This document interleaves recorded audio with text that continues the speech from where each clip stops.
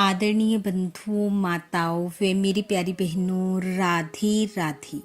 आप सभी का हमारे YouTube चैनल जीवन की धारा पर बहुत बहुत स्वागत है। बंधुओं, आज हम इस वीडियो में 11 माता यानी कि एकादशी माता की प्राचीन कथा कहानी सुनेंगे, जिसे सुनने सुनाने से भगवान श्री हरि की कृपा से मन की परेशानी दूर होती है, समय सुख पूर्वक बीतता है। कथा कहानी सुनने के बाद यदि आप हमारे चैनल पर नए हैं तो कृपया हमारे चैनल को सब्सक्राइब करें, बेल आइकन को प्रेस करें ताकि हमारी वीडियो की नोटिफिकेशन सबसे पहले आप तक पहुंचे। वीडियो को शेयर व लाइक भी जरूर करें। कथा कहानी के अनुसार एक नगर में एक ब्राह्मण देव अपने पुत्र के साथ रहते थे। ब्राह्मण देव की पत्नी का स्वर्गवास हो चुका था। ब्राह्मण देव भगवान श्री हरि के परम भक्त थे। वह नित्य भगवान विष्णु जी के मंदिर में जाते, पूजा पाठ करते, वे अपना समय सुख पूर्वक बिताते। ब्राह्मण देव का एक नियम था कि वह सदैव एकादशी का व्रत करते। एक समय ब्राह्मण देव ने अपने पुत्र का विवाह कर दिया। घर में पुत्र वधू आ गई। आते ही नई बहू ने घर का सारा काम काज संभाल लिया। एक दिन ब्राह्मण देव ने नई बहू से कहा, बेटी, कल मेरा 11 का उपवास है। मैं केवल चाय पीकर ही एकादशी का व्रत करता हूँ, इसलिए तुम कल मुझे 4 बार चाय बना देना। बहू ने कहा, ठीक है पिताजी। अगले दिन सुबह ब्राह्मण देव उठे, नहा धोकर पूजा पाठ किया, भगवान विष्णु का नाम ले एकादशी का व्रत रखा और बहू को आवाज दी, बेटी चाय बना दो। बहू ने कहा, ठीक है पिताजी, और वह चाय बनाने लगी। इतने में पड़ोसन बहू के पास आई और बोली, क्या कर रही हो? बहू ने कहा, आज मेरे ससुर जी ने एकादशी का व्रत किया है, इसलिए चाय बना रही हूँ। पड़ोसन ने कहा, ठीक है, और वह चली गई। 3-4 घंटे बाद पड़ोसन ने सोचा, अब बहू का काम खत्म हो गया होगा, अब जाती हूँ और उससे कुछ देर बातें करूँगी। पड़ोसन फिर से आई और बहू को आवाज लगाई, क्या कर रही हो? बहू ने कहा, मेरे ससुर जी का एकादशी का व्रत है, चाय बना रही हूँ। पड़ोसन यह सुनकर चली गई। 3-4 घंटे बाद पड़ोसन फिर से आ गई। उसने बहू को आवाज दी।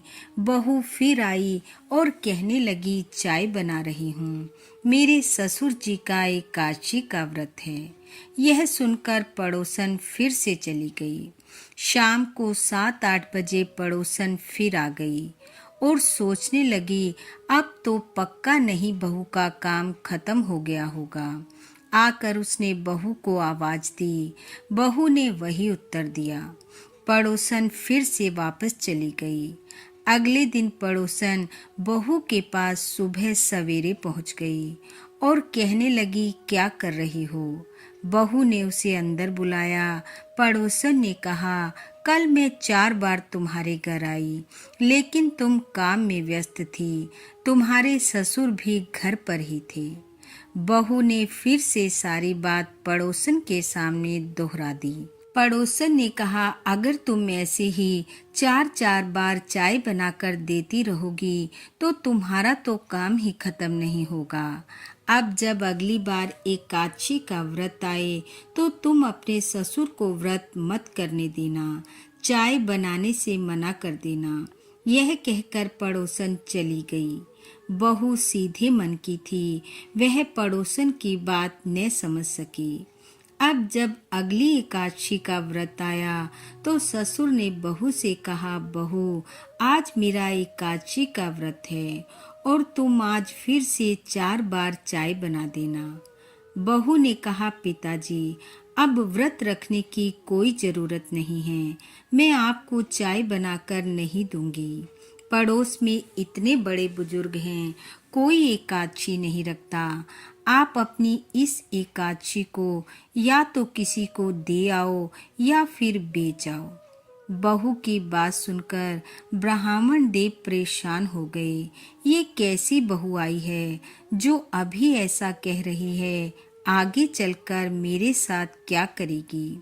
ऐसा जीवन जीने से क्या लाभ? यह सोच दुखी हो ब्राह्मण देव ने अपना गमछा लिया और नंगे पांव ही घर से निकल पड़े और सोचा, अपनी एकादशी किसी को देकर मैं अपने प्राण त्याग दूंगा। अब ब्राह्मण देव चलते जाएं और बोलते जाएं, कोई मेरी एकादशी खरीद लो, कोई मेरी ग्यारस खरीद लो। जब ब्राह्मण देव ऐसा कहते हुए जा रहे थे तो नगर की रानी अपने महल की छत पर खड़ी थी। ब्राह्मण देव को ऐसा कहते देख रानी ने अपनी दासी को कहा कि जो ये आवाज लगा रहे हैं कि एकादशी खरीद लो, उन्हें बुला कर लाओ। दासी ब्राह्मण के पास गई और उन्हें महल में बुला लाई। रानी ने पूछा, आप कौन हो और ये क्या बोल रहे हो? ब्राह्मण देव ने रानी को सारी बात बताई। रानी ने सोचा, ब्राह्मण देवता हैं, वक्त के मारे हैं, मुझे इनकी मदद करनी चाहिए। रानी ने कहा, अगर मैं आपकी एकादशी खरीद लूंगी तो क्या तुम मुझे दोगे? ब्राह्मण ने कहा, हाँ, मैं आपको अपनी एकादशी दे दूंगा। रानी ने कहा, ठीक है। तभी रानी ने तकड़ी बट्टा मंगवाया और ब्राह्मण देव से कहा, इसके एक पलड़े में आप बैठ जाओ और दूसरे में मैं धन रखूंगी। जितना धन आपके वजन जितना होगा उतना मैं आपको एकादशी के बदले में दे दूंगी। ब्राह्मण देव ने कहा, मेरे बैठने की जरूरत नहीं है। और ऐसा कहकर उन्होंने अपना गमछा तकड़ी के एक तरफ रख दिया। दूसरी तरफ रानी ने चांदी के सिक्के रख दिए, लेकिन पलड़ा ना उठा। रानी ने फिर से सिक्के डाले, लेकिन पलड़ा नहीं हिला। धीरे धीरे रानी धन डालती जाए, लेकिन दूसरी तरफ का पलड़ा टस से मस नहीं हुआ। बात राजा तक पहुंची, सारे नगर में फैल गई। राजा आया और राजा भी पलड़े में धन डालने लगा, लेकिन पलड़ा ना हिला। राजा रानी घबरा गए, सोचने लगे, आज तो राजपाट जाएगा। दोनों एकादशी माता को हाथ जोड़कर अपनी भूल के लिए क्षमा मांगने लगे कि हमने एकादशी व्रत को खरीदने की भूल की है। लेकिन कुछ ना हुआ। बात फैलते फैलते ब्राह्मण की बहू के पास भी पहुंच गई। वह भागती भागती महल में पहुंची। देखा, एक तरफ तो ससुर जी का गमछा है और दूसरी तरफ धन के ढेर लगे हुए हैं। बहू ने भागकर अपने ससुर का गमछा उठा लिया। गमछा उठाते ही तकड़ी ऊपर उठ गई। बहू अपने ससुर के पैरों में गिर गई और अपनी गलती के लिए क्षमा याचना करने लगी। कहने लगी, मुझसे भूल हो गई, मुझे क्षमा कर दो। उधर राजा रानी ने भी ब्राह्मण देवता को प्रणाम किया, अपनी भूल का पश्चाताप किया और राजा ने ब्राह्मण देव को बहुत सी धन दौलत के साथ साथ 5 गांव भी उपहार स्वरूप भेंट किए।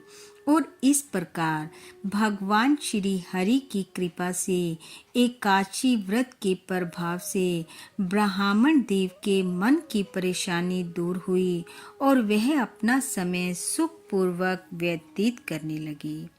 हे भगवान श्री हरि, हे ग्यारस माता, जैसे आपने ब्राह्मण के मन की परेशानी को दूर किया, उनका समय सुखमय किया, वैसा सबका करना। इस कथा कहानी को सुनने वाले सुनाने वाले सब पर अपनी कृपा बरसाना।